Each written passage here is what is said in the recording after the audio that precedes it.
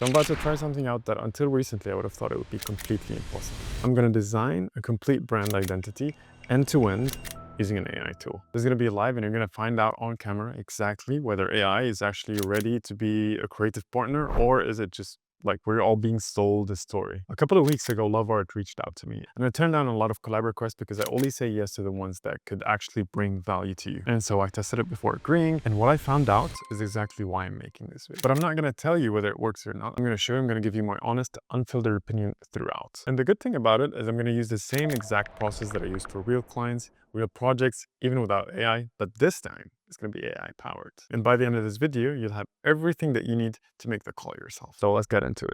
All right, so here we are inside of Lovart, and before we actually start a new project, I actually want to just go through some of what other people have been using Lovart to create. And you can see some of the work. You can create some posters, you can create some illustrations. Some people have been using it for character design as well, which I think is really interesting. Actually, I just want to go through the branding and see what other people are doing with this. I quite like this right here, some packaging design, and you can see some of these mockups look really clean. And what's really interesting as well is that you can actually view the replay and see, how things are actually being generated, which I think is really cool. So you can actually watch the walkthroughs of how other people are actually using this tool, which is great. That being said, we can actually go ahead and start a new project. And in that project, I just want to go through, what do we have here in terms of the UI? So first of all, we have our agent chat here on the right. We can select between image generation and video generation, so on and so forth. And we can also select specific agents or specific models. If we go into models tab here, we can see we have different models for different generation types. So for example, inside of video, we have like Sedans that we can use, which is like, flagship video model right now. Everyone's using it. And we can use it right inside of Lovart, which is great. We've got some 3D generation going on. We've got some image models that we can use. We'll use a lot of Nano Banana in this video, but these are basically some of the models that we can pick from. And obviously we have a thinking mode, which is great as well. So some of the other tools that we have obviously is, uploading a specific image. We can create specific frames. And obviously it is the canvas mode that we all know and love as designers. It has, like, you can create certain lines, you can use the pencil tool, whatever. So you have a lot of options inside of the canvas tool, like without even using the AI model. But obviously the generation is what makes this, inside of a canvas is what makes this really powerful. Before we actually start creating right away, I want to go through what we have in terms of a brief. I'm just going to go through it very quickly. Basically, Foldpad is a beautiful local first markdown editor. And if you don't know about MD is written in like this format, which is almost like a code format. And Foldpad is the SaaS tool that makes it look really nice. And you can basically type in markdown format. So that's basically about Foldpad. Obviously, we have a bunch of deliverables here that we need. And we have a design checklist. And as any branding project starts is by finding inspiration. Obviously, you can find inspiration on Pinterest or Cosmos or any other website. I've already, in the interest of time, just got some of the images and some design patterns that I think work really well. All right, so since we're done with finding inspiration, we're actually going to do something here by copy and pasting inside of Lovart. So I'm just setting the scene here. The agent inside of Lovart starts to understand what we're building. And the next thing I'm going to do is I'm going to take the images that we have here in our style guide. And I'm just going to basically point Lovart's agent to understand, all right, this is what, in terms of visuals, this is what we think looks really good, and this is sort of the visual direction that we want to follow. And it's already starting to pick up some of the color palettes, some of the typography, some of the layout philosophy, some of the visual motifs, so on and so forth. I'm going to also pick the model to be GPT image 2, which I think is the best currently.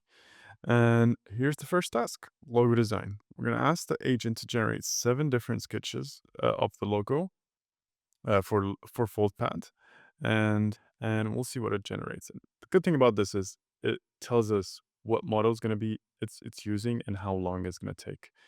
As that's going on, we can basically start to think about how we want to like put all our deliverables. And I'm just creating a frame here just so we can, you know, like sort of a bento grid. Think of it as a bento grid. Um, Maybe we can have a color palette in one of these boxes. And looks like we have our first generation ready. Um, and I quite like these logo concepts that we have here at first. As you can see, we've got some explanations for each. We've got the fold, the stack, and then we have like a sort of a grid. I kind of like um, the layer here, which is the fifth one. Uh, it looks like an icon. I also like the first one. And I'm going to basically use these because I'm getting some sort of an idea right away, specifically for the first one. I'm going to say, I like the idea number one, the folded paper effect. I want you to go deeper into that specific route. And the reason for it, I want it to generate like, like 6 different variations of that. So as that's going on, I'm actually thinking of actually taking in the folded bit of the 5th generation and basically using that. And I think it's just quite simple. I'm just going to add in a text here. A word mark just so we see what that is and how that looks like. I'm also going to actually explore that grid, that we have a generation for as well. So as you can see, like we're taking this idea and we're sort of pushing it and seeing what we can do. Although I think at the end it didn't turn out uh, really good. So try to save it here and there, but generally I think I was a bit pushing it a bit too much here. And it seems like we already have the generations ready, and we've generated a couple of options for the word mark here. Um, I was looking for icon generations as well, but generally I think word marks are pretty good as well. Just to take a general look, I kind of like the serif font.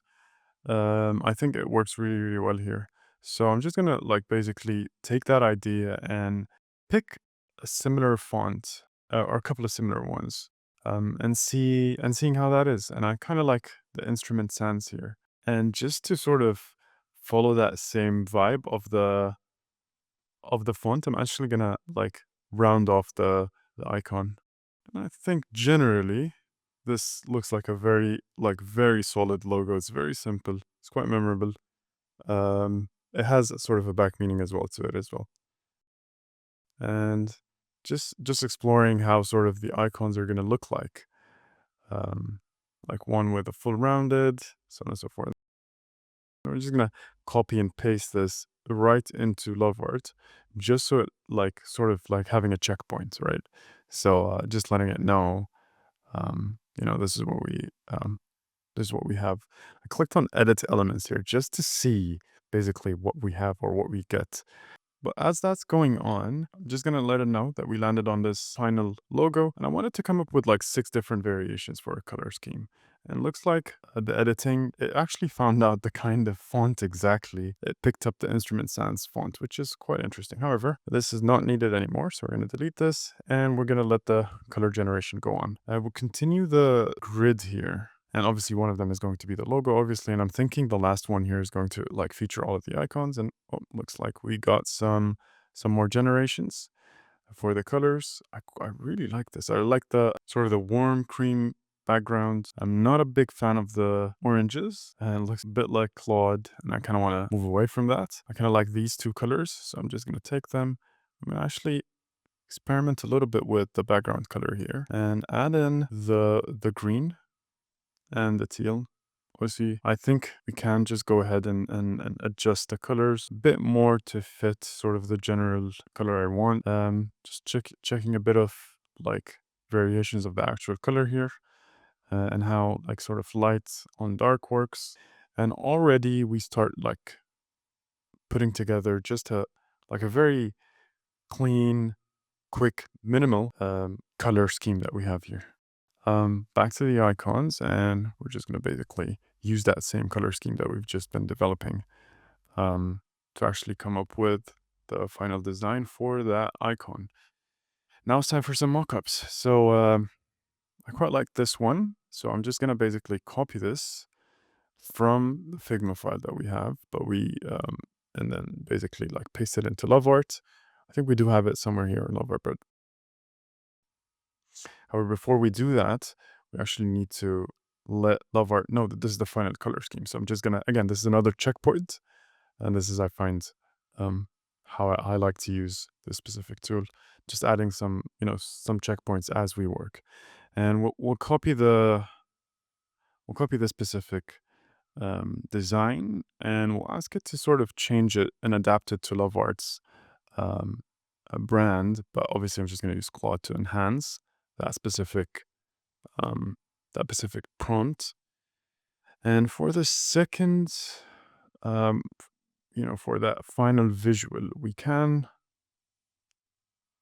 actually, instead of a mock-up, actually design something real quick here with maybe a gradient with the same color scheme that we have. I think that could work really well. And that's what we're doing here. We're starting to build a gradient. But before that, actually, we just got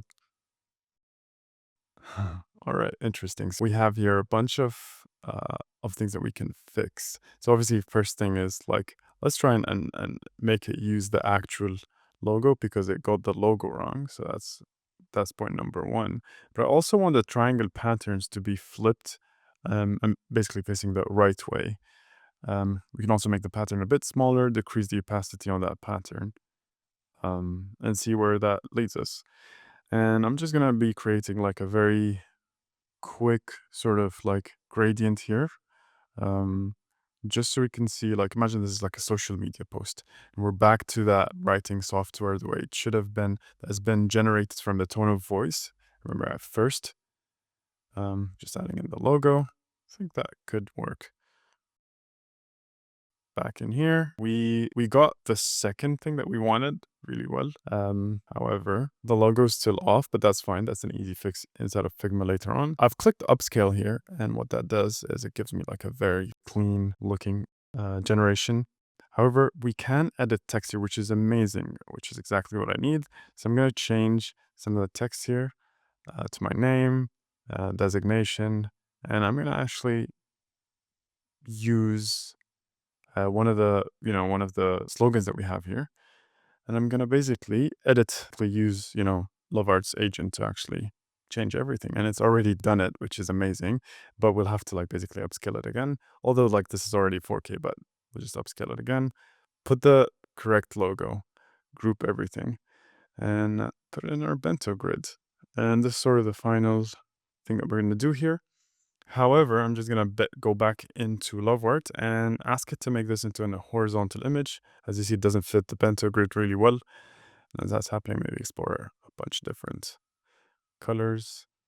And we got the final generation, and which is great. Our bento grid is now complete.